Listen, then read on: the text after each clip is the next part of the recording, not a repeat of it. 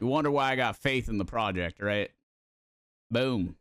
Maybe not always the execution, but I have faith in the project because the execution of this white-ass background that's burning a hole into my fucking retinas, a little sus. Immune to dark mode and everything. Some bullshit. All right, Dev Diary 11, tackling cheaters, Pog. Hello, prospectors. Some of you may have seen me lurking in Discord, or more realistically, seen me sprinting away from you as I desperately try not to continue my death streak on Fortuna 3. I am Marvelous Breadfish, the lead gameplay engineer for the Cycle Frontier. It's a phenomenal name, Marvelous Breadfish. As you have no doubt noticed, our game has an interesting uptick in cheaters during CB2. Some have taken advantage of exploits caused by bugs in our own code, while others have used third-party applications to alter our game and cause undue harm to players. While we have patched many of our own exploits, in large part because you guys have been so great at reporting them to us, we have quite a way to go with regards to our fight against the latter group of people, hackers. So without further ado, let's talk about the huge elephant in the room. You know, the one shaped like a 20-year-old something pretending to be a veteran coder that uses his years of prestigious experience just to whisper creepy things in VoIP as he auto-aims his brute into your face.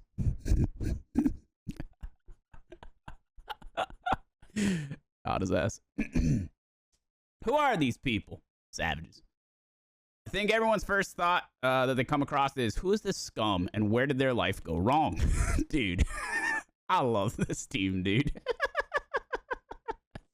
It's a pretty human reaction, especially when you are minding your own business, trying to figure out for the 10th time which weird-looking vine thing in the swamp camp has the dead drop container.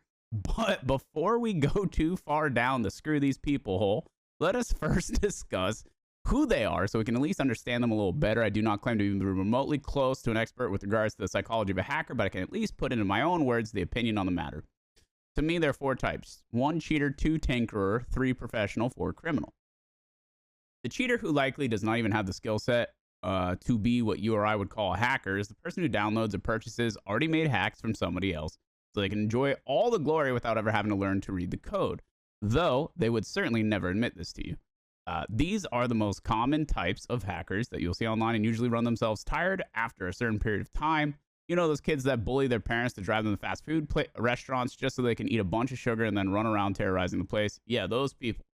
They are also usually the most problematic as they get a lot of enjoyment out of killing or harassing others, fulfilling some sort of inner desire to be powerful and almighty. Maybe I'm being too harsh. I am sure they are lovely folks in real life. That's cap.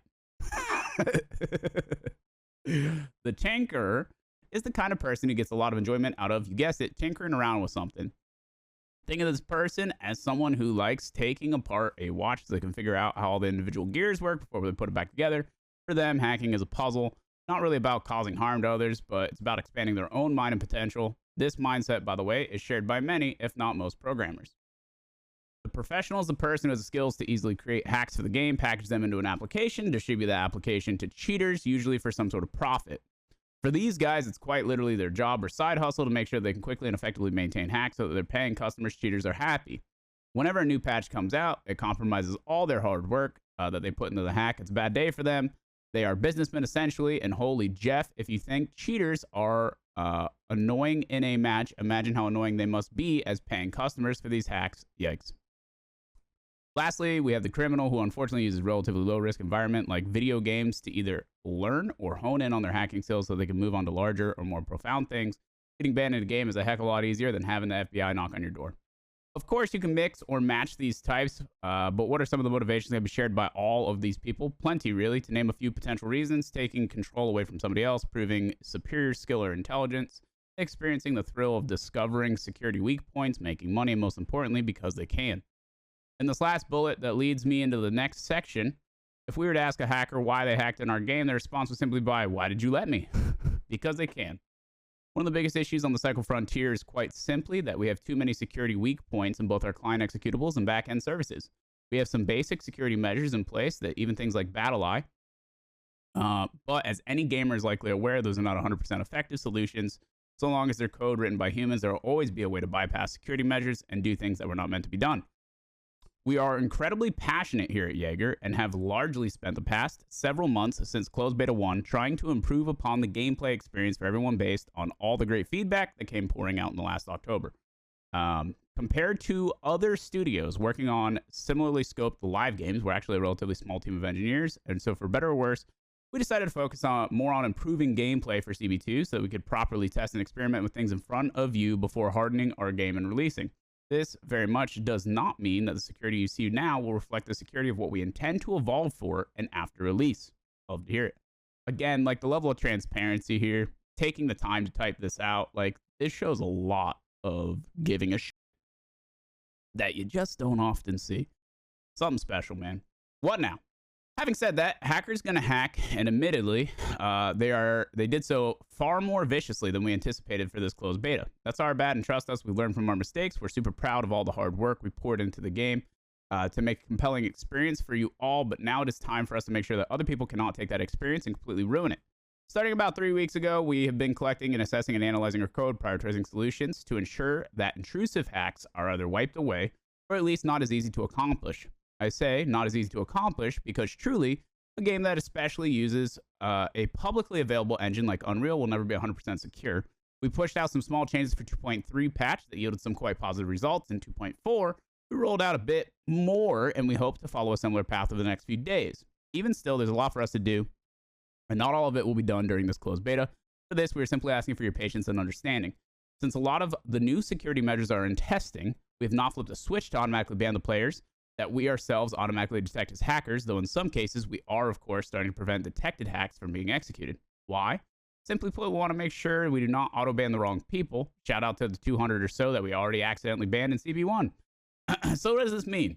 Very simply, this means if you are a cheater and you think you're getting away with the cheats you're using, you're mistaken. And that is all I will say on the matter. Got there. What can you do to help?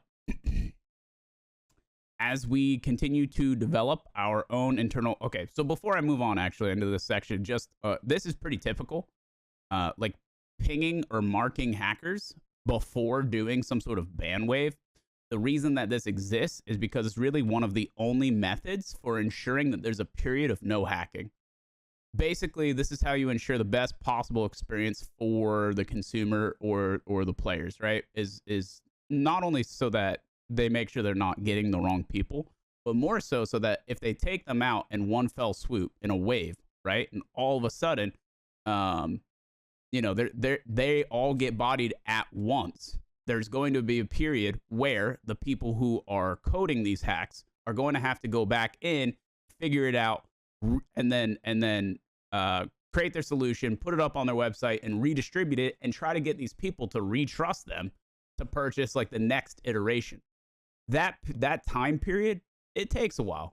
You know, it takes a while to make that happen. And so during this period, we get like a nice, enjoyable playing atmosphere, right? And it's all about figuring out the timings for when you want to do that. A lot of the times it's like a fresh wipe, season 1, season 2, anything like that. That's usually the best way to handle it, right?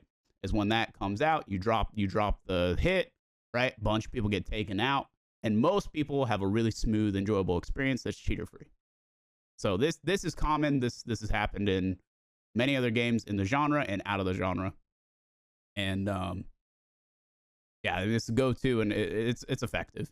I'll say 100%. It's effective to do it this way. So on the right track. What can you do to help? As we continue to develop our internal solutions, there are indeed still things you can do to help us. If you spot a potential cheater, please do try to record evidence and send it to the community manager on our Discord server. This not only helps us ban people that we may have not have detected, but it also helps us discover new security weak spots in our code. For all you tinkerers out there, consider this a call to arms for any hackers that want to join the good fight. If you can spot a gap in our security or want to help us patch it up, we'd love to hear from you. Simply reach out with the following email. We had a select few people already report weak spots, and while many of these things reported were already known internally, there have been a few invaluable discoveries that are absolutely going to make the Cycle Frontier an even better experience for everyone. If you are one of those people reading this now, please know you have earned a well-deserved spot on our secret wall of heroes in the office. Also, just saying, we have some open positions on our engineering team. Pog. That's all, folks. That's it for me. I cannot say enough how thankful we all are for everyone's participation and feedback in this closed beta. You have given us the much needed affirmation that we are on the right track to making a kick-ass free-to-play title, and we absolutely cannot wait to show you what else we have to offer in both Season 1 and beyond. Until then, bear with us as we experiment with various aspects of the game during the remainder of the closed beta. Things might get weird, but rest assured that as we experiment, we read everything that you say, and we'll stop at nothing to make this game worth your time on launch. Until next time, keep being awesome, and please, if you do not mind, stop murdering my very Kmark poor character. If I have to buy one more grenade to stash in Swamp Camp, I will very much flip the switch to turn the Leafmen against you. That's right, you thought they were innocent little creatures that we placed for fun. Didn't you think it was weird that we made them invincible? Yeah, I think this is a phenomenal take on a very serious issue. It shows just how much like time and thought and care that they're putting into considering this moving forward. And yeah, no, this is awesome. I think this has been definitely one of like a few pain points, very few pain points that I have with the game right now. Obviously a serious one, but again, there is no game that exists that has any kind of risk reward without a potential cheating problem. Just it's not going to exist. It never will exist. This will always be an issue. It's the world we live in, right? And the fact that, you know, they take the time to make a really well-crafted post on this, just it's hype. The transparency's hype. And I don't know, continues to inspire faith moving forward in the project. So stoked to see how they continue to handle things. And hopefully we'll have a really smooth, cheater-free Season 1 upon us soon. TM.